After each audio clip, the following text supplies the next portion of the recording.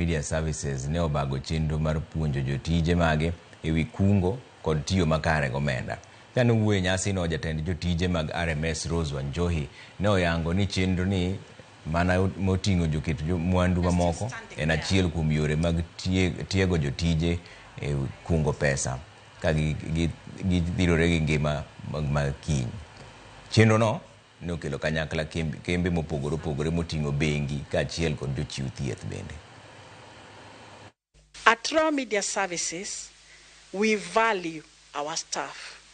We value about their wellness. We value that they grow. And the way we look at it is that wellness, it's not just, a hit and run thing. We value their health, and that's why we run what we run. We value their financial wellness. To inspire their action, build their confidence, and empower them to take a particular path in life or a particular path in the decision that they are going to make.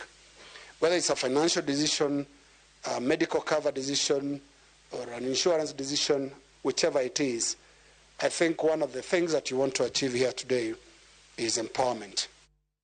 Baso di yumoro machukudo bang daka matinda no kama makamu usiurote mareka endi makamu wacho ni Trevor Musnajo Ugunja constituency tech kod intellectual of the Wandai mano waziri. The next MP mar Ugunja and Moses Omondi.